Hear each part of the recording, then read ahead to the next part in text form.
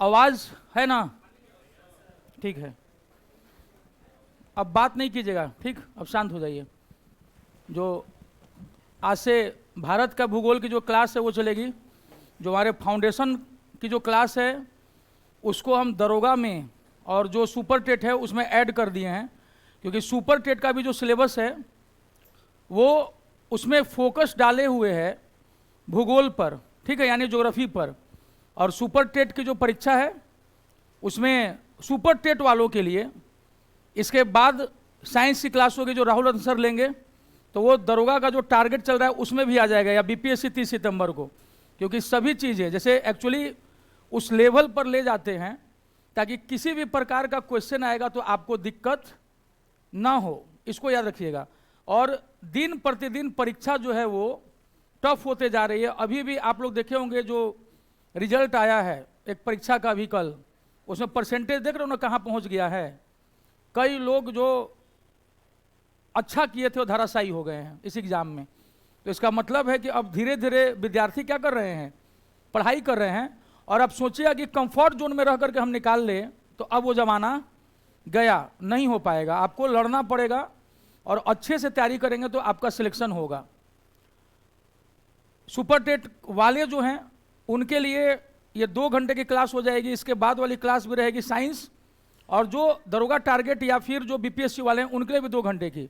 जो फाउंडेशन वाले हैं उनके लिए क्या रहेगा, सिर्फ ये 1 घंटे की क्लास होगी, ठीक है। और उसके बाद जो तीसरा घंटा होगा वो हिंदी का होगा सुपर टेट वालों के लिए, क्योंकि उसमें उनका जो क्वालिफाइंग पेपर है 100 नंबर का, उसमें वो 75 नंबर का उनका हिंदी आएगा ऑब्जेक्टिव, 25 नंबर का अंग्रेजी रहेगा। जो आगे चल करके जो अंग्रेजी के जो टीचर हैं वो उनका 25 नंबर का जो उनका होगा क्वालिफाइंग होगा। टोटल उसमें 30 नंबर लाना है। तो सुपर टेट के लिए क्वालिफाइंग पेपर जो है कोई समस्या नहीं होनी चाहिए। अगर आप 100 नंबर में 30 नंबर नहीं ला पाते हैं तो आप टीचर क्या चपरासी बनने लायक भी नहीं है, यह स्पष्ट बात है। तो मेन रह गया आपको जीएस का। जो लोग और भी एग्जाम की तैयारी कर रहे होंगे उनको भी मेरा सुझाव है कि मान लो कि अगर अभी बीएड नहीं किया होगा या डीएलएड नहीं किया होगा, डिप्लोमा इन एजुकेशन, अगर कर सकते हैं तो बीएड कर लीजिए। इसके बाद भी जो है बहाली आएगी और स्टेट और सीटेट निकालना आसान होता है। और जिसकी अच्छी तैयारी, जिसके पास ये दोनों में से कोई एक डिग्री होगी और जिसके पास बीएड की डिग्री होगी, ठीक है, वो उसके लिए अब ये जो आगामी एग्जाम होना है वो समझो कि एक तरह से केकवॉक होगा ज़्यादातर लोगों के लिए। जो बीपीएससी का पीटी उटी जो तैयार कर लिए हैं वो सब ऐसे ही उड़ा देंगे उस एग्जामिनेशन को। लेकिन अफसोस कि कई ऐसे सक्षम लोग हैं जिनके पास बीएड की डिग्री नहीं है। तो ठीक है, हो सकता है कई लोग वैसे हो जो बीपीएससी निकाल लें तो उनको टीचर बनने की जरूरत ही ना पड़े। फिलहाल हम लोग वापस आते हैं अपने टॉपिक पर। सुपर टेट हो या कोई भी एग्जाम हो, उसमें सबसे जो महत्वपूर्ण माना जाता है वो माना जाता है भूगोल को। और उसमें हम भारत का भूगोल ले जाएंगे इस क्लास में। भारत के भूगोल को पढ़ने के लिए हम लोग को भारत का जो राजनीतिक परिचय होता है, यानी भारत का सामान्य परिचय या इसका पॉलिटिकल परिचय, ठीक है। इंग्लिश मीडियम वालों के लिए, जो इंग्लिश मीडियम में भी हैं, ऑनलाइन में हैं कुछ स्टूडेंट जो इंग्लिश मीडियम में जुड़े हुए हैं, तो उनके लिए क्या होता है कि इंडिया का ये एक जनरल इंट्रोडक्शन जिसमें उसका जो पॉलिटिकल जो इम्पोर्टेंस है वो दिखाया जाता है इंडिया का, ठीक, कि भारत का जो एरिया है वो कहाँ से कहाँ तक है, कितने किलोमीटर में फैला हुआ है, कौन से स्टेट्स कहाँ हैं, और भारत के कौन से स्टेट्स राज्य जो हैं वो कोस्टल लाइन बनाते हैं, समुद्री तट। भारत के कितने राज्य बांग्लादेश से सटे हुए हैं, एसोसिएटेड हैं। तो पूछ नहीं रहे हैं, बता रहे हैं कि मतलब इस टाइप के जो क्वेश्चंस हैं वो किस में आएंगे। भारत का जो सामान्य जो परिचय होगा, इसका जो जनरल इंट्रोडक्शन होगा इंडिया का, तो ये होगा, ये आसान होता है। पीडीएफ है, अभी हिंदी का पीडीएफ है, 2-3 दिनों में इंग्लिश का भी पीडीएफ क्या हो जाएगा, अवेलेबल हो जाएगा। ऑनलाइन वालों के लिए वो चला जाएगा ऐप पर, और जो यहाँ पर हैं वो उसको चाहें तो ऑफिस से ले सकते हैं, ठीक है। तो वो अपना जो उचित मूल्य हो उसका फोटो स्टेट का और जो बाइंडिंग का होता है उस कीमत पे उपलब्ध रहेगा उन्हीं लोगों को जो एडमिशन लेंगे। ये क्लियर कर दे रहे हैं, ठीक है। भारत का या जो ऑलरेडी एनरोल्ड है यहाँ पर, तो भारत का सामान्य परिचय PDF आप लोग ले लेंगे, उसी हिसाब से हम चलेंगे और आप लोग को यहाँ पर हम बताते चले जाएंगे। और मेरी कोशिश होगी कि कम समय में एकदम ज़बरदस्त जानकारी आपको हम दे दें। करना क्या होगा कि PDF में जो टॉपिक होगा उसको पढ़ते रहिएगा, क्योंकि पढ़ करके आएंगे तो यहाँ पर चीज़ें आपको ज़्यादा समझ में आएंगी। तो एक तो हम लोग भारत का जो जनरल इंट्रोडक्शन होगा, जो कि हमारा संविधान भी बताता है, उसका पार्ट 1 बताता है कि भारत का एरिया कितना है, कौन कौन से राज्य हैं भारत में, 28 स्टेट्स हैं, 8 यूनियन टेरिटरीज हैं, इन सब के बारे में कि क्या क्या जानकारी है। 100वां संविधान संशोधन 100 कॉन्स्टिट्यूशनल अमेंडमेंट एक्ट में हमने कुछ पोर्शन एनक्लेव्स जो है बांग्लादेश को दिए और कुछ उनसे लिया है, तो मोटा मोटा इतना ही था। अभी भी एरिया वाइज देखने पर वो 32,87,263 वर्ग किलोमीटर ही दिखाता है एनक्लेव्स के अप एंड डाउन होने के बाद भी, क्योंकि काफ़ी कोशिश हम किए कि जो एग्जैक्ट आंकड़ा है वो उपलब्ध हो जाए, लेकिन अभी वो उपलब्ध नहीं हुआ है। इसके बाद इसमें हम लोग जो पॉपुलेशन का होता है, अभी तक जो 2021 का जो सेंसस है वो पूरी तरह अंतिम आंकड़ा, कोरोना के कारण अंतिम डेटा नहीं आया है। बहुत सारे लोग डाटा बोलते हैं, डेटा बोला जाता है। DATA को हम प्रोनाउंस करते हैं डेटा, डाटा नहीं प्रोनाउंस करते हैं, याद रखना। तो आंकड़े को अंग्रेजी में डेटा बोला जाता है, डाटा नहीं बोलते हैं। और वो डेटा आएगा कि पॉपुलेशन डेंसिटी इंडिया कितनी है, क्या अब तक चला गया है, ये सब कुछ, इंडिया कहाँ लोकेटेड है। इसके बाद जो दूसरा अपना परिचय होगा, इंडिया का जो जनरल इंट्रोडक्शन है, उसके बाद जो जियोलॉजिकल, बात नहीं कीजिए प्लीज, ठीक है, जो जहां बैठा हुआ बैठने दीजिए, अगल बगल बैठ के क्या कर लीजिएगा। उसके बाद जो इसका जियोलॉजिकल पोर्शन है, यानी कि भूगर्भिक, जमीन के नीचे, भारत का जो जमीन है उसके नीचे जो है किस प्रकार के चट्टान हैं, तो हम लोग उसको भी देखेंगे। एक क्लास में वो एकदम खत्म हो जाएगा कि नीचे में आर्कियन चट्टान है, आर्कियन रॉक्स, वही आगे चल करके कुछ इलाकों में धारवाड़ रॉक्स में बदल गए, कुछ इलाकों में वो कुडप्पा रॉक्स में बदल गए, और विंध्याचल के इलाके में वो विंध्यन रॉक्स में बदल गए, विंध्यन चट्टानों में, और उन्हीं में से कुछ गोंडवाना में हो गए, गोंडवाना लैंड, ठीक है। महाराष्ट्र में वो डेक्कन ट्रैप में चेंज हुआ।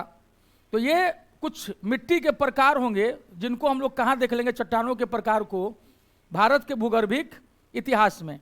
एक आध क्वेश्चन वहाँ से भी बनता है, ठीक है। और इसके बाद जो तीसरा अपना होगा वो भारत का फिजिकल डिवीजन, जो उसका भौतिक जो विभाजन होता है, फिजिकल डिवीजन, ये भी बता दे रहे हैं। ये सब एक एक करके ये करा देंगे। फिजिकल डिवीजन का मतलब होता है कि जैसे मान लो भारत, ये वाला जो हम लोग जो भी है ये, ठीक है, अभी ऐसे बस बना दिया यहां पर। इसमें इस वाले पोर्शन को लोग क्या कहते हैं, हिमालय वाला, इसका जो फिजिकल डिवीजन, ये वाला जो पोर्शन अपना जाता है इसको कहते हैं नॉर्दर्न प्लेन। और यहां पर जो नीचे वाला पोर्शन जो है विंध्य के नीचे में, इसको कहते हैं प्रायद्वीपीय भारत या पेनिनसुलर इंडिया। पेनिनसुला, प्रायद्वीप, जो 3 तरफ से पानी से घिरा होता है, और ये हमारा हिस्सा 3 तरफ से पानी से घिरा हुआ है। इसमें यहाँ पर जो है पश्चिमी घाट, और यहाँ पर जो है टूटा फूटा पूर्वी घाट। पूर्वी घाट सही अर्थों में पर्वत है, माउंटेन है, लेकिन पश्चिमी घाट, वेस्टर्न घाट जो है वो दिखता तो माउंटेन है, हम लोग मानते भी हैं उसको, लेकिन दरअसल वो माउंटेन नहीं है। वो क्या है, यहाँ पर अरब का प्लेट दिखेगा, सऊदी अरब वाला, ये लगातार यहाँ धक्का मार रहा है नीचे से, जिसके कारण धक्का मार मार के उसको क्या कर दिया है, उठा दिया है। और इंडिया का जो साउथ इंडिया है वो ऐसे हो गया है। अब समझ में आया, ऐसे हो गया है। इसीलिए यहाँ से सारी नदियाँ किधर जाती हैं, इधर की ओर, और नीचे से भी धक्का पड़ रहा है। ये सब हम लोग प्लेट टेक्टोनिक्स में बताएंगे और ये भी समझाएंगे कि प्लेट टेक्टोनिक्स क्या है, क्यों आज से 20 करोड़ साल पहले दुनिया के सारे देश और महादेश एक जगह थे, लेकिन 20 करोड़ साल पहले ही क्यों उनमें जो है विस्थापन शुरू हुआ और वो एक जगह से दूसरी जगह डिस्प्लेस होते चले गए। और आज भी भारत का ये नीचे से यहाँ धक्का पड़ रहा है और इस साइड जा रहा है। यही कारण है कि हिमालय की ऊंचाई अभी भी क्या हो रही है, बढ़ रही है। वो धक्का मार रहा है, तो एक धक्का इधर से लगा सऊदी अरब वाला, अरबियन प्लेट का, तो भारत क्या हो गया, दक्षिण भारत ऐसे हो गया, ठीक है। और ये कारण है पश्चिमी घाट क्या हो गया, उठ गया, जो हमको दिखता कैसा है, पर्वत जैसा, लेकिन सच में ये पर्वत नेचुरल प्रोसेस वाला पर्वत नहीं है, ये धक्का खाने का ना ऐसे हो गया है। और यही कारण है कि यहाँ से जितनी नदियाँ निकली हैं, क्यों निकली हैं वही बताएंगे, वो सब इधर जाते हैं। लेकिन दो नदियाँ जो नर्मदा और तापी उधर क्यों जाती हैं, क्योंकि जो ये खींचतान चल रहा था ना, धक्का धक्की, मान लो कि आपका 2 पैर पकड़ ले कोई और 2 हाथ पकड़ ले ताकतवर आदमी, 4 लोग पकड़ के चारों दिशा में खींच रहे हैं, बीच में क्या होगा, ठीक है, बस वैसा ही कुछ मामला हो गया। और यहां पर जो गड्ढा हुआ, उस गड्ढे में ये इधर की ओर चला गया। ये गड्ढे में पड़ने के चलते नर्मदा और ताप्ती कहाँ आती हैं, ऐसे, वरना नियम के अनुसार वो भी कहाँ बहती, उस साइड। लेकिन जो ये दरार पड़ गया, रिफ्ट वैली, भ्रंश घाटी, इसके कारण नर्मदा और ताप्ती किधर बहती हैं, इधर की ओर, अरब सागर की ओर। क्लियर हुआ। तो असल में वेस्टर्न घाट, पश्चिमी घाट कोई पर्वत नहीं है तो पर्वत ही, अब मजबूरी है मानना, लेकिन उसका निर्माण वैसे नहीं हुआ है जैसे बाकी पर्वतों का अपने आप अंदर से अपलिफ्ट बल से हुआ।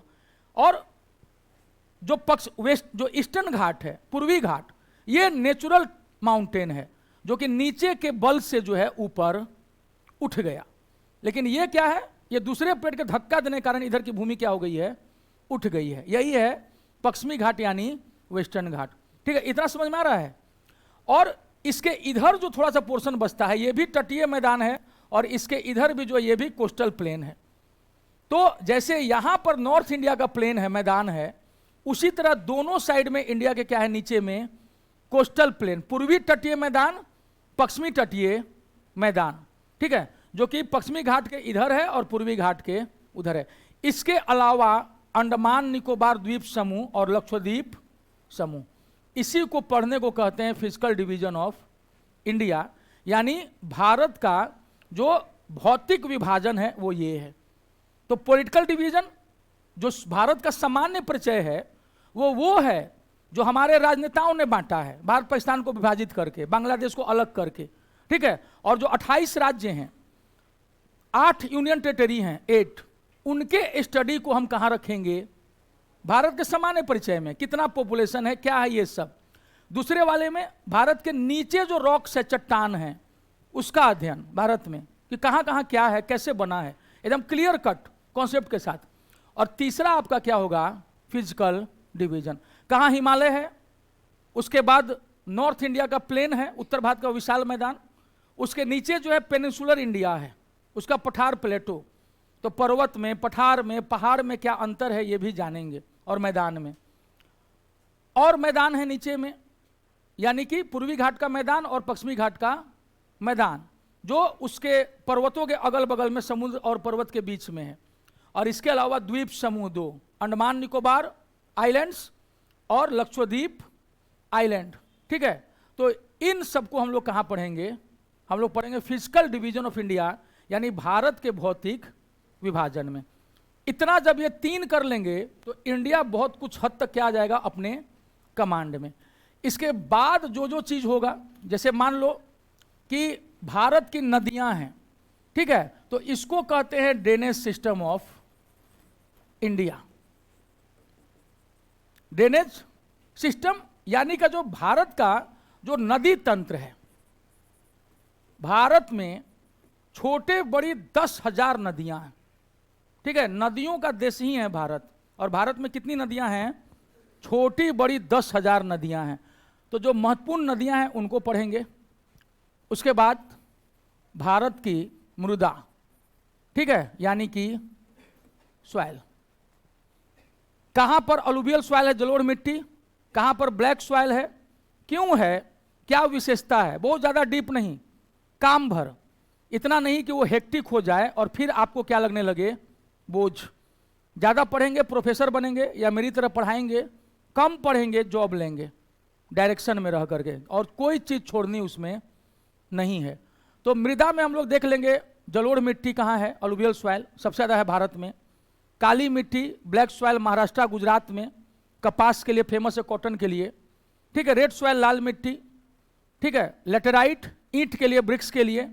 और उसके अलावा जो है 4 प्रकार के छोटी छोटी मृदाएं जो है, जिसको भारतीय कृषि अनुसंधान संस्थान ने डिफाइन किया है। तो जो मेन है उसको पढ़ेंगे हम लोग। इसके अलावा और इसमें जैसे कि भारत में वनस्पति वेजिटेशन, यानी कि वन जंगल फॉरेस्ट, भारत में कहाँ कहाँ कैसे कैसे जंगल हैं, कहाँ सदाबहार है, कहाँ पर जो है उष्णकटिबंधीय है, कहाँ उपोष्णकटिबंधीय, ठीक है। यानी एवरग्रीन कहाँ है, सब ट्रॉपिकल, ट्रॉपिकल, ठीक है, एरिड, उसमें सैचुरेटेड, ये सब हम लोग देख जाएंगे कहाँ, भारत के जंगलों में।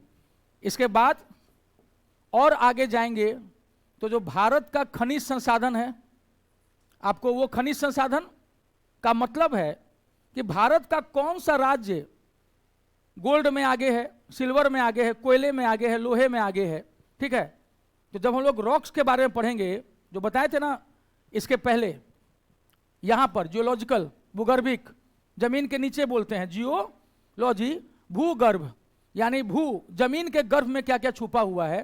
तो वहाँ पर हम लोग पढ़ेंगे कि धारवाड़ जो रॉक्स हैं उसी में भारत का सबसे ज़्यादा मेटेलिक मिनरल्स आता है, धात्विक खनिज, सोना, चांदी, तांबा, जस्ता, ये सब कहाँ होता है, धारवाड़ चट्टानों में। और धारवाड़ चट्टान क्या है, दुनिया की जो सबसे प्राचीनतम चट्टानें हैं, आर्किक चट्टान, आर्कियन चट्टान, वही आगे चल करके कन्वर्ट हो गए हैं किसमें, धारवाड़ में। धारवाड़ ही का कुछ पोर्शन कन्वर्ट होकर चला गया है कुडप्पा में, ठीक है। कुडप्पा से बहुत ज़्यादा कुछ चीज़ नहीं मिलता, कुडप्पा चट्टानों से, वहाँ से चूना पत्थर, ठीक है, एस्बेस्टस, ये सब निकलता है। अगर हम लोग विंध्यन रॉक्स की बात करेंगे तो लाल जो बलुआ पत्थर होता है, रेड सैंडस्टोन, वो वहीं से निकलता है। लाल किला, जामा मस्जिद, इन सब को बनाने के लिए विंध्यन रॉक्स का इस्तेमाल किया गया। और जो गोंडवाना जब हम लोग पढ़ेंगे कि कहाँ गोंडवाना है, तो अभी बताया ना नर्मदा और ताप्ती या तापी, वहाँ जो भरंस घाटी हुआ, जो धसान हुआ, उसमें ना बहुत सारा जंगल जो है सतपुड़ा का, ये सब दब गया उसमें, और लाखों साल में वो वनस्पति और जानवर क्या बन गए, कोयला।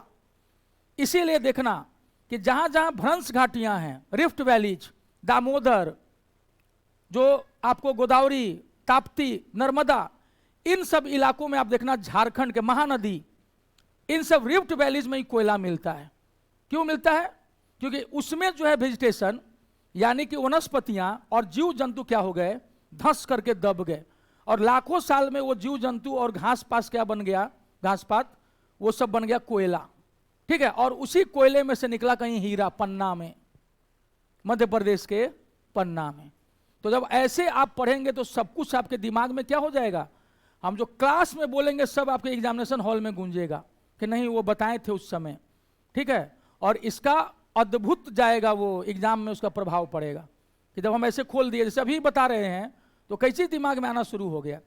कई लोगों को पश्चिमी घाट लगता होगा कि केवल माउंटेन है, नहीं, अरबियन प्लेट के धक्के के कारण उठी हुई भूमि है जो दिखती माउंटेन की तरह है और लगभग माउंटेन है, इसीलिए उसको पश्चिमी घाट पर्वत ही बोल देते हैं, ठीक है।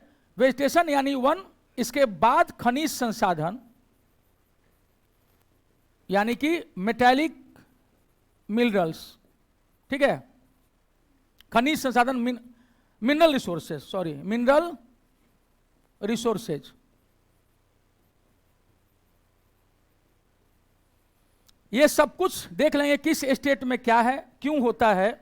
और इसके अलावा जो है ट्रांसपोर्टेशन, ट्रांसपोर्टेशन जो अभी जो पीडीएफ है उसमें नहीं है, लेकिन ऑलरेडी वो बना हुआ है, तो बाद में जब उसको देंगे तो उसको क्या कर लीजिएगा, पीछे उसको जोड़ लीजिएगा। ट्रांसपोर्टेशन यानी कि परिवहन, कई प्रकार का इसमें होता है। जैसे पढ़ेंगे इसमें, भारत में आकाश में डोमेस्टिक एयरलाइंस और इंटरनेशनल एयरलाइंस, जमीन पर रेलवे लाइन, रोड, सड़कें और पाइपलाइन।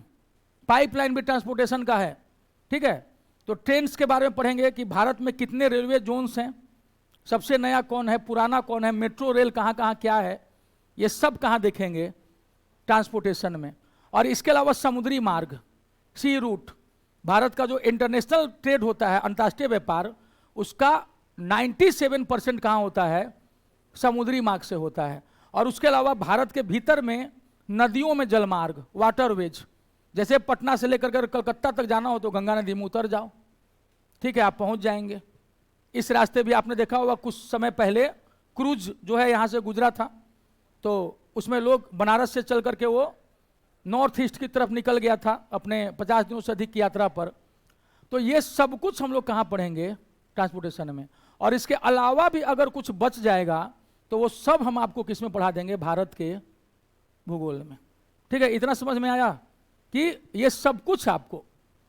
अब जैसे मान लो कि अगर हम लोग को, और इसमें ये भी बताएंगे कि कालक्रम कि कितने साल पहले क्या, जैसे जब हम लोग फिजिकल ज्योग्राफी पढ़ेंगे, भारत का भौतिक विभाजन, तो हम हिमालय की बात करेंगे, तो हम बताएंगे कि हिमालय में काराकोरम कहाँ है, ट्रांस हिमालय, जास्कर और जो लद्दाख का जो रीजन है वो किस में आता है।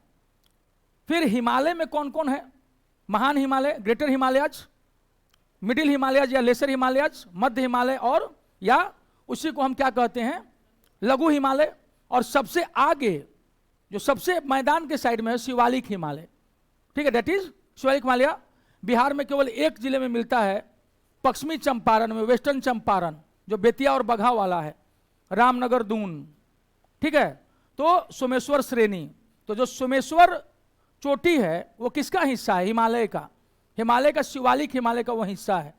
बाकी जगह वो क्यों नहीं दिखता, अरुणाचल प्रदेश तक। बिहार के वेस्टर्न चंपारण के बाद जो शिवालिक हिल्स है, हिमालय है, वो सीधा अरुणाचल प्रदेश में दिखता है, मिसमी, ठीक है, अबोर, ठीक है, ये सब आपको जो कहाँ दिखता है, अरुणाचल प्रदेश में। बीच में क्यों नहीं दिखता है, क्योंकि नेपाल से आने वाली हिमालयी नदियों ने शिवालिक हिमालय को पैदा ही नहीं होने दिया, भ्रूण हत्या कर दी। वो उठता था और नदियों का पानी क्या करता था, उसको बहा करके लेके चला जाता था। और गंडक, बूढ़ी गंडक ने अपना काम शुरू किया और महानंदा तक वो काम चलता रहा। यही कारण है कि बीच में जो है शिवालिक हिमालय कहीं पैदा ही नहीं हो पाया, क्योंकि नदियों ने उसको पैदा ही नहीं होने दिया। अगर नेपाल से नदियां नहीं आ रही होती तो पूरे बिहार के उत्तर में क्या होता, शिवालिक हिमालय। लेकिन नदियों ने उसका पहले ही क्या कर दिया, समाप्त कर दिया। तो इस चीज को समझिएगा कि जब हम लोग इसको पढ़ेंगे। और जैसे मान लो कि भारत में हम लोग पढ़ते हैं हिमालय की उत्पत्ति, वो एक एक चीज बताएंगे कि हिमालय की उत्पत्ति यानी कि एवोल्यूशन ऑफ हिमालयाज आखिर कैसे हुआ। तो हम लोग पढ़ेंगे इसमें प्लेट टेक्टोनिक्स, वर्ल्ड ज्योग्राफी का पार्ट है प्लेट टेक्टोनिक्स, लेकिन इंडियन ज्योग्राफी में हम उसको थोड़ा सा समझा देंगे ताकि हम लोग को ये समझ में आए कि कैसे जो है हिमालय की उत्पत्ति हुई है, ठीक है। तो थोड़ा सा वो देख लेंगे कि 20 करोड़ साल पहले क्या स्थिति थी, और 12.5 करोड़ साल पहले क्या स्थिति थी, 7.5 करोड़ साल पहले क्या स्थिति थी, और उसके बाद अभी जो है वो क्या स्थिति है, ठीक है। तो अगर ये पृथ्वी है तो आज से 20 करोड़ साल पहले, 20 करोड़ जो है ईयर्स बिफोर, 20 करोड़ साल पहले जो था, 20 करोड़ ईयर्स, वहां पर करोड़ हट जाएगा, ईयर्स जुड़ जाएगा। तो यहां पे हम क्या देखते हैं कि बीच में ये सब जो थे एक दूसरे से गुत्थम गुत्था थे और हर जगह पानी था, ये 20 करोड़ साल पहले। और इसके ठीक बीच में एक संकरा सा समुद्र था, एक नैरो सी, ये इसमें भी पानी, यानी पूरी पृथ्वी में कितने साल पहले, 20 करोड़ साल पहले आज से। बाकी सब कुछ बताएंगे, ये सिर्फ छोटा सा बन गया, पहली क्लास है इसलिए। चारों तरफ पानी भरा हुआ था, इसमें गड्ढा था, और 250 करोड़ साल पहले बारिश हुई थी पहली बार, लगभग ये नहीं कि अब उसमें घुस जाना कि कैसे पता, वो सब साइंटिस्ट जो है वो अपने ज्योग्राफिक टेबल के हिसाब से तैयार किए हैं कि कैसे क्या हुआ। सबसे पहले बारिश लगभग कितने साल पहले हुई दुनिया में? 250 करोड़ साल पहले। इतनी बारिश हुई प्रेसिपिटेशन, रेनफॉल, कि पूरा ये गड्ढा जो था, ये उठी हुई भूमि, इसके अलावा सारा इलाका जो है पृथ्वी का क्या हो गया, अर्थ का, पानी से भर गया पूरा इलाका, और ये बीच का गड्ढा भी भर गया पानी से। ठीक है, ये स्थिति थी 20 करोड़ साल पहले। और यही इस महासागरों के महासागर को नाम दिया गया था पैंथालासा। पैंथालासा, ये ओशंस का जो ओशंस था, ये महासागरों का महासागर। बीच में जो ये था, इसको कहा गया तेथिस सी। तेथिस सी यानी कि तेथिस सागर। अब आसनक रूप से पता चलता है कि ये पूरा एरिया एक दूसरे से दूर होने लगा। ठीक है, कुछ दूर होने लगे और कुछ आपस में टकराने लगे। तो एक हमारे भूगर्भ वैज्ञानिकों के सामने बड़ा एक क्वेश्चन हो गया कि आखिर ऐसा हुआ कैसे, ये पहले क्यों नहीं हुआ, ये 20 करोड़ साल पहले ही क्यों हुआ, उसके पहले यही डेट में इसी साल समय में क्यों हुआ, और ये आज भी क्या हो रहा है, फिसल रहा है, कहीं पर बढ़ते जा रहे हैं एक दूसरे की तरफ और कहीं दूर हो रहे हैं और कहीं फ्रिक्शन हो रहा है। तो इसको पहले मन में बिठाना है, कारण हम उसके बाद देंगे। मतलब तर्कों में क्या कहा जाता है कि पहले जानो तब मानो, अभी फिलहाल मानो, क्योंकि उसके तुरंत बाद हम जनाएंगे। ठीक, और उसके बाद आपको मिल जाएगा। एक पढ़ाई होती है जिसको हम लोग कहते हैं प्लेट विवर्तनिकी। ठीक, इसमें बहुत डीप में नहीं जाएंगे, बस इसको समझ जाएंगे तो आपको पृथ्वी की बहुत सारी चीजों का क्या चल जाएगा, पता चल जाएगा। प्लेट टेक्टोनिक्स, हिंदी में कहते हैं प्लेट विवर्तनिकी। क्या है ये? यही वो थ्योरी है जिससे हम इसका आंसर ढूंढ लिए 90% तक। 90% प्रश्नों का जवाब मिल गया कि आखिर क्यों 20 करोड़ साल पहले जो भूखंड, लैंड मास एक जगह था, वो कैसे एक दूसरे से दूर हुआ या कैसे एक दूसरे की तरफ बढ़ना शुरू हुआ। तो ये पढ़ेंगे। इसी में क्या क्या हुआ हम लोग देखते हैं। जो पैंजिया था उसमें किस किस डायरेक्शन में कहां कहां गए। इधर जो है हम लोग का जो नॉर्थ अमेरिका है वो, और इसके नीचे साउथ अमेरिका, बीच में ये सेंट्रल अमेरिका, ये सब जो हैं ये पूरा, और यहां पर इसी पोजीशन में हम लोग देखेंगे ये, अगर इसको ला करके से सटा दिया जाए तो ये जिगसॉ फिट हो जाता है। आप अगर एटलस देखिएगा वर्ल्ड का, तो उसमें आप अगर देखना कि अगर सटा दो ऐसे करके, सबके पास एटलस है, हम बोलते हैं इसको खोलिए वर्ल्ड मैप, वर्ल्ड मैप खोल लीजिए। ऑनलाइन वाले भी जो हैं वो भी खोल लीजिए वर्ल्ड मैप। नहीं है लाडली? ठीक है, वर्ल्ड मैप का जो एटलस है खोलो, दिखाना, एक बदलाइएगा, देखिएगा, देखिए, इसको रखिए, दूसरा दीजिए, आप दीजिएगा।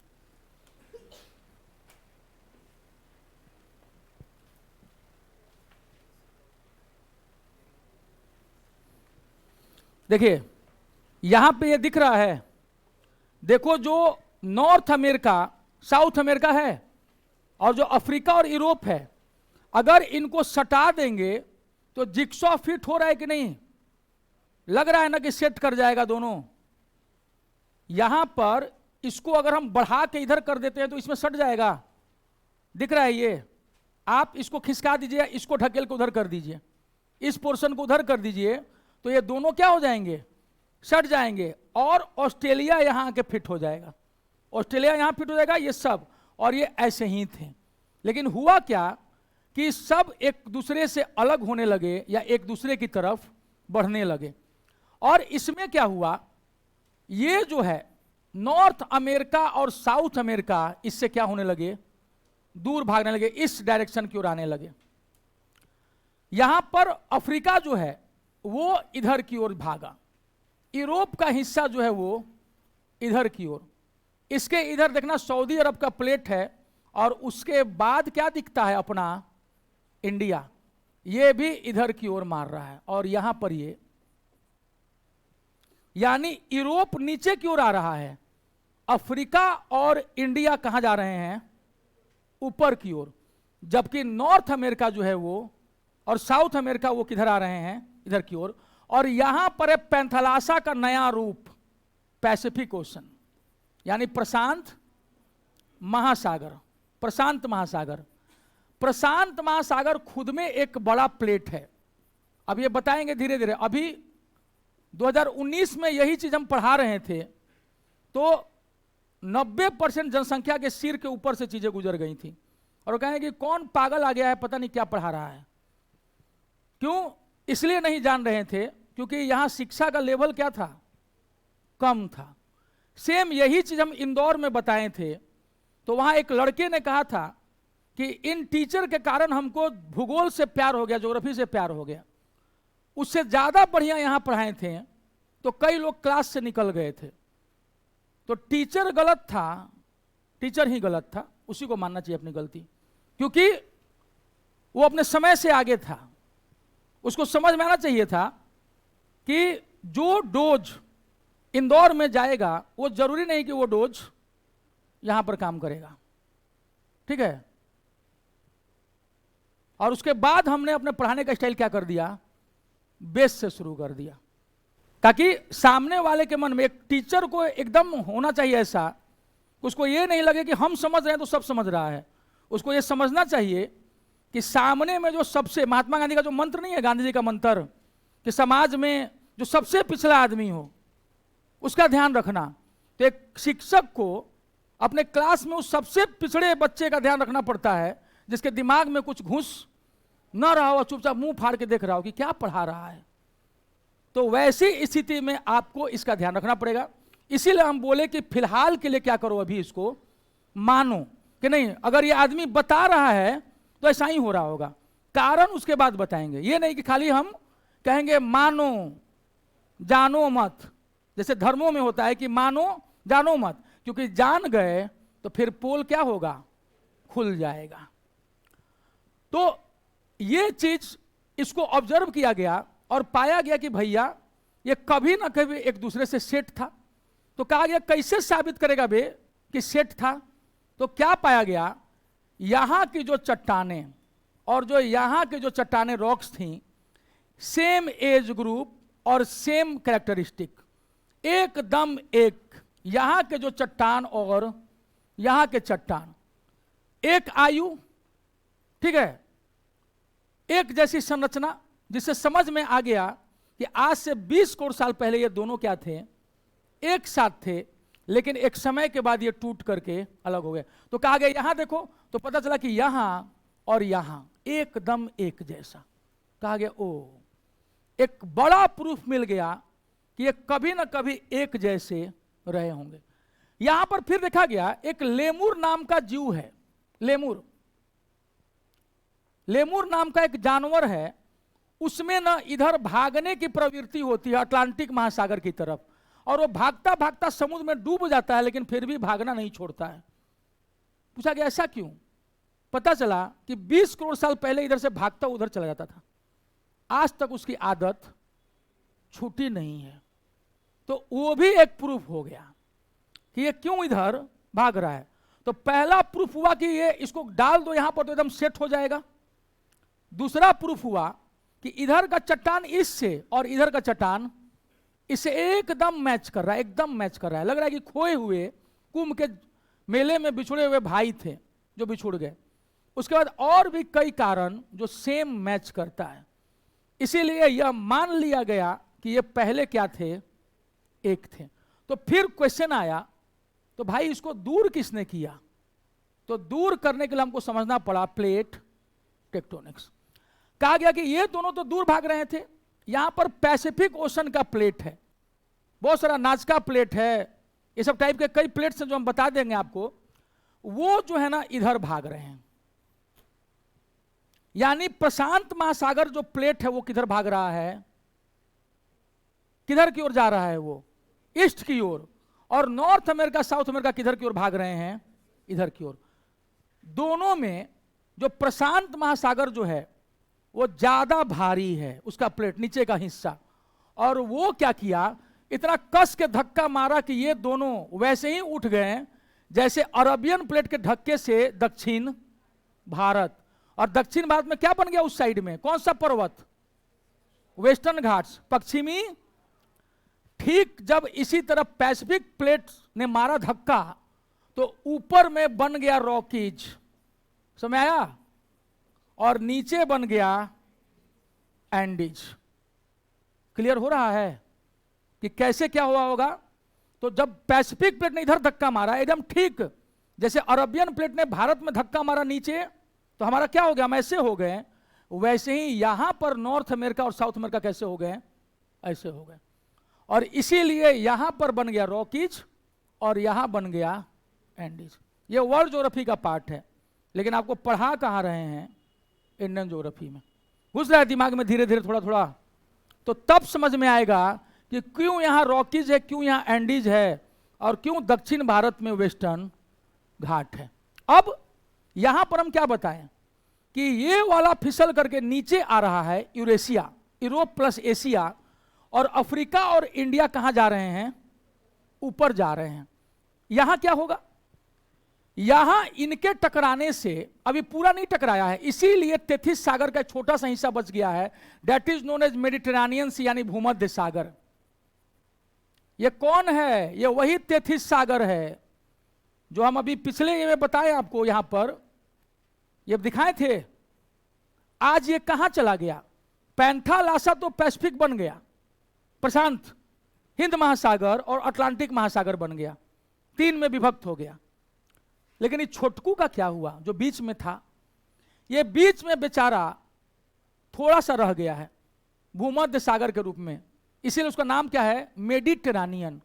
टेरानियन के बीच में, पृथ्वी के बीच में। और उसी का बचा हुआ हिस्सा है एड्रियन सी, ब्लैक सी, कैस्पियन सी, बेकाल लेक, बेकाल झील, ये सब देखते हो बीच बीच में, वो सब किसके छूटे हुए हिस्से हैं, वो सब तेथिस सागर का बचा हुआ भाग है। अब क्लियर हो रहा है कि वर्ल्ड ज्योग्राफी का मजा किसमें ले रहे हैं, इंडियन ज्योग्राफी में, उसमें भी हम पढ़ाएंगे ही।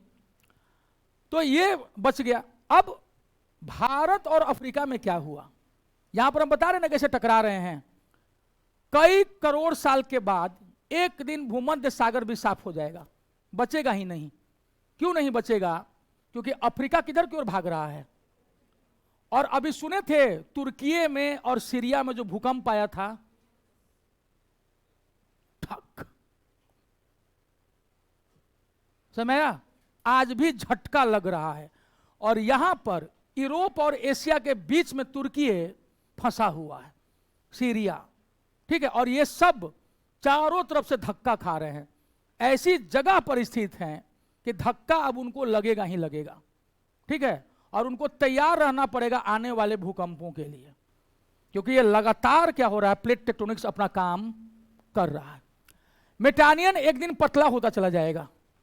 अभी इसीलिए यहां पर क्या है, एटलस पर्वत, नीचे में क्या है, एटलस, और यहां पर क्या है, एल्प्स।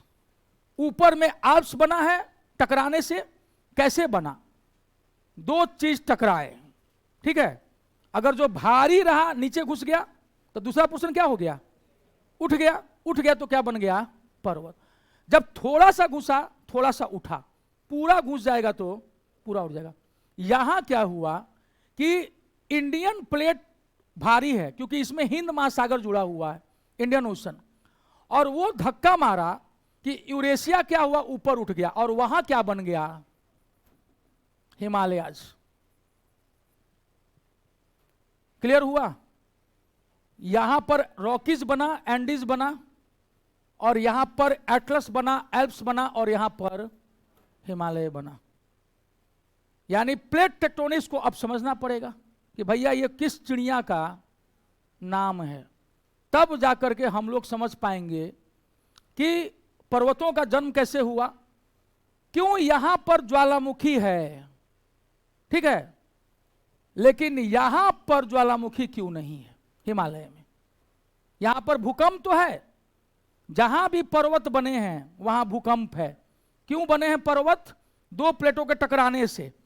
तो टकराने से क्या होगा, हम लोग ऊपर रहेंगे प्लेट के ऊपर तो क्या होगा, हिलेंगे, भूकंप आएगा, और एक प्लेट दूसरे प्लेट के नीचे घुस जाएगा तो ऊपर वाला प्लेट, हल्का वाला प्लेट क्या होगा, ऊपर उठेगा, तो पर्वत बनेगा। जहां जहां पर्वत है वहां वहां भूकंप आता है। और जहां पर प्रशांत महासागर है, जहां भी, वहां वहां ज्वालामुखी भी है, लेकिन हिमालय में ज्वालामुखी नहीं है। तो इसको भी समझना पड़ेगा कि क्यों आखिर हिमालय में ज्वालामुखी नहीं है। भूकंप तो है, अर्थक्वेक है हर जगह जहां जहां माउंटेन बिल्डिंग का काम चल रहा है, लेकिन वोल्केनो जो है, वोल्केनिक इरप्शन हर जगह नहीं है, कुछ ही जगह पर है। तो मेरे जो फाउंडेशन के पहले से स्टूडेंट है बीपीएससी वाले, वो ऑलरेडी उसको जानते हैं, तो उनके लिए वो रिपीट मोड में रहेगा। लेकिन जो नए लोग हैं उनके लिए क्या रहेगा, बिल्कुल नई जानकारी, ठीक है। तो एक तो इतना बहुत ज्यादा नहीं ना ओवरलोड हो रहा है, दिमाग में जा रहा है ना हल्का हल्का, नहीं तो कई लोगों को क्या हो जाएगा कि अब सिर के ऊपर से जा रहा है कि आखिर ऐसे हो कैसे रहा है, कैसे कैसे जाता है ये। मान लीजिए कि हम पढ़ा रहे हैं और बीच बीच में आप कुछ और सोच रहे हैं, फिर वापस आ रहे हैं। क्लास में से बहुत होता है कि टीचर को तो बोलना काम है, सुनने वाले कितने कंसंट्रेशन से सुन रहे हैं, उसमें कुछ लोग बीच में ही कहीं और चले जाते हैं। जब तक लौट करके आते हैं तब तक टीचर 5 मिनट बोल चुका होता है, तो ले तेरी के, अब तो समझ में नहीं आया कि क्या हुआ था। और वैसी स्थिति में हम खड़ा करा के पूछ दें तो कई लोगों की जमानत क्या हो जाती है, जब्त हो जाती है। तो इसलिए क्या कीजिएगा, यहां पर इसमें ध्यान रखिएगा, तभी आपका सिलेक्शन होगा। मोबाइल फोन से दूरी नौकरी पाने के लिए है बेहद जरूरी। तो मोबाइल फोन से 2 गज की दूरी आपके बचने के लिए, आपके कैरियर के लिए है बहुत जरूरी। तो पहले तो था 2 गज की दूरी, मुंह पे मास्क है आपकी मजबूरी। लेकिन अभी फिलहाल क्या है कि कैरियर बनाने के लिए मोबाइल फोन से दूरी है बहुत जरूरी। 90% लोग मेरे इस बात को नहीं मानेंगे, ये हमको पूरा विश्वास है, और उन्हीं 90% का सिलेक्शन नहीं होगा, ये भी हमको पूरा विश्वास है। 10% का होता है जिसको यहां दिखा देते हैं, अरे बाप रे बाप क्या टीचर है, उसके यहां से 25 सिलेक्शन हो गया, आज वो 250 नहीं हुआ उसका, ठीक है। कैसे दिखाते हैं, दरोगा बना के दिखा देंगे यहां वर्दी पहना करके। अरे उनको दिखाओ हजारों की भीड़ को जिनका नहीं हुआ, क्योंकि जो तेज तरार है वो बिना कोचिंग किए भी दरोगा बन जाता है। मेनली यही होता है, घोड़ों को कोई भी घोड़ा बना देता है, नाम कमा लेता है। एक टीचर का महत्व उसमें है जब वो गधों को घोड़ा बना देता है। नहीं तो 17-18 तो हमारे भी दरोगा बन गए हैं बिहार में, वर्दी पहना के खड़ा कर देना है साथ में, और वो भी मात्र 78 में, 78 में। हमारे पास 5000 10,000 की भीड़ भी नहीं है, वरना भेड़िया धसान में कोई ना कोई तो निकल ही जाता है, ठीक है। यह भी एक सच्चाई है। लेकिन इस तरह ज्योग्राफी को आपके दिमाग में घुसा देना, या फिर मॉडर्न इंडिया जो लोग पढ़े होंगे, समझ रहे, या फिर जो पॉलिटी पढ़ा होगा, इंडियन पॉलिटी, ये कैसे कॉन्सेप्ट के साथ उसको दिमाग में डाला जाता है। तो आज आप में से कितने लोगों को लगा कि हाँ कुछ नया मिला है, हाथ उठाना। हाँ, तो आप में से कई लोगों को, कुछ लोग तो लास्ट शर्म से नहीं उठाए होंगे, कितने बुजुर्गवार हो गए साला, अभी तक ये हमको नहीं आता था, ठीक है। तो ऐसा है। लेकिन इस क्लास के बाद क्या हुआ, कई लोगों को यह जानकारी मिल गई। क्यों नहीं मिलती है, क्योंकि आप जहां भी पढ़ते हैं इस इलाके में, जिस कोचिंग में, वहां बेसिकली आपको रट्टा मरवाने की इनको क्या हो गई है, आदत हो गई है। रट्टा मारो और जाके परीक्षा निकाल लो।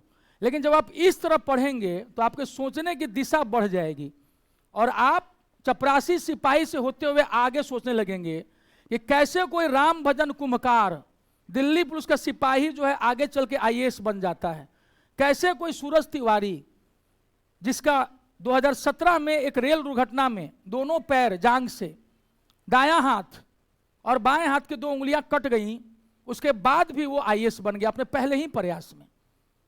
कैसे बना वो? तो इन चीजों को जब देखेंगे तो आप पाएंगे कि आप भी ऐसा कर सकते हैं। लेकिन ये आपको कहते ही है कि तुम ग्रुप डी के लिए बने हो, सोचो ही मत, इसलिए आपकी सोच विकसित नहीं हो पाती। और चूंकि खुद उनकी क्षमता नहीं होती है, इसलिए वो आपको इस प्रकार से तैयार नहीं कर पाते हैं। लेकिन आप में क्षमता है, एक जिंदगी है, उसको ऐसे यूटिलाइज करो कि जब हम पढ़ ही रहे हैं तो कुछ अच्छा बनने के लिए क्यों ना पढ़ें। हम अपने लिए एक छोटा एम क्यों लें? अगर हम में दमखम है तो हम बड़ा लें, लेकिन उसके लिए क्या करना पड़ेगा? आपको सीखना पड़ेगा। इसके अलावा थोड़ा सा एक और, चूंकि अब सर आएंगे, राहुल रतन सर, जो आपको साइंस का टॉपिक ले जाएंगे, हम थोड़ा सा एक और चीज दे देते हैं अभी फिलहाल के लिए, ताकि आगे काम आएगा। हम कुछ देर पहले चर्चा किए थे रॉक्स के बारे में, ठीक है, चट्टान जो कि जमीन के नीचे होते हैं। इसको पढ़ते किस में है हम लोग? भूगर्भ विज्ञान में। इसको कहते हैं जियोलॉजी, ठीक है। इसमें जो सबसे पहले बना, जो भारत में मिलता है, that is known as Archaean, ठीक। आर्कियन रॉक्स ये सबसे पुराना है। अगर आपसे कभी भी ऑप्शन में पूछेगा कि पृथ्वी पर, जो अर्थ पर जो सबसे पुराना रॉक जो इंडिया में पाया जाता है वो क्या है, तो ए फॉर आर्कियन, वो सबसे एंशियंट है बोल देना, ए फॉर एंशियंट, ये सबसे प्राचीन है। यही आगे चल करके कर्नाटका में, झारखंड के कुछ इलाके में, जहां जहां हमारे यहां धातु मिलता है, जहां जहां हमारे यहां क्या मिलता है, मेटल, सोना, चांदी, जस्ता, ये सब जगह जो रॉक्स पाया जाता है, दैट इज धारवाड़।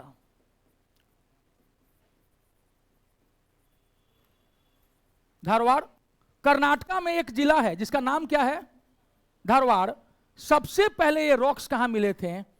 कर्नाटका के धारवाड़ डिस्ट्रिक्ट में। इसलिए इनका नाम क्या रख दिया गया?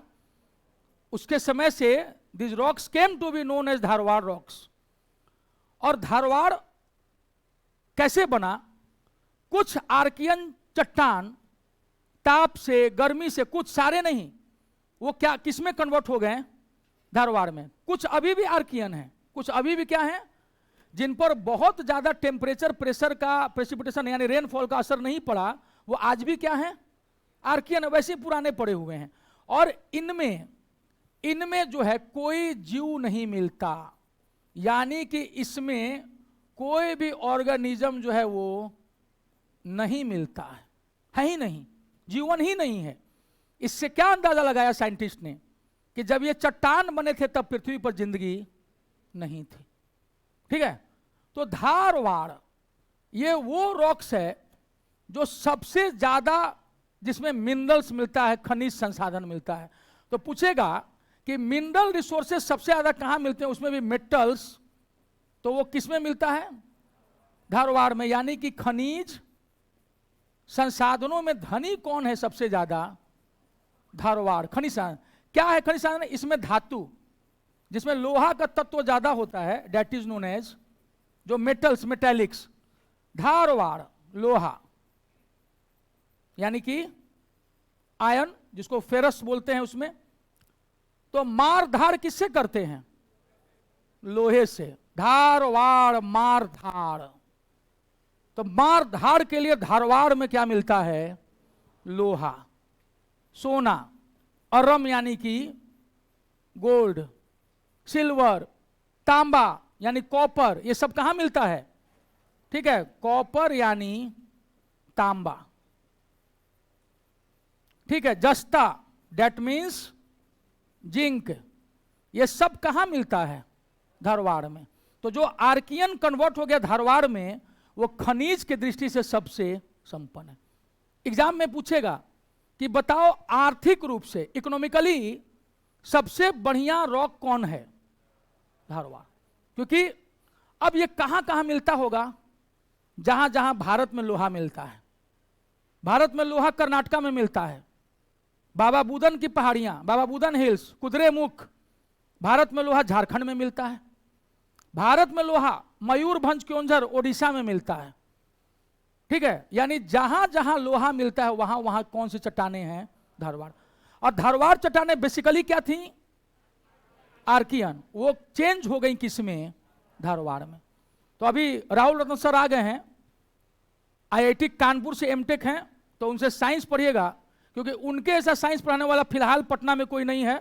बड़े बड़े बाबा होंगे अपनी जगह, लेकिन थोड़ा सोबर नेचर के हैं, अपना प्रचार करना नहीं जानते हैं, इस कारण बहुत सारे लोग उनको नहीं जानते हैं। लेकिन जो जानते हैं उनको, वो अच्छे से जानते हैं कि वो किस प्रकार के टीचर हैं, उनके नॉलेज का लेवल क्या है।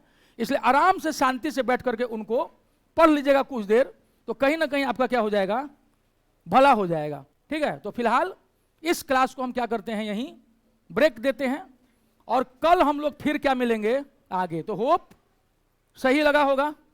एंडोट्रोफी किसको किसको अच्छा नहीं लगा, जिसको नहीं भी लगा वो थोड़ी हाथ उठाएगा मेरे सामने। ठीक है, ऐसा ही क्वेश्चन पूछना चाहिए जिससे आदमी खुश हो जाए।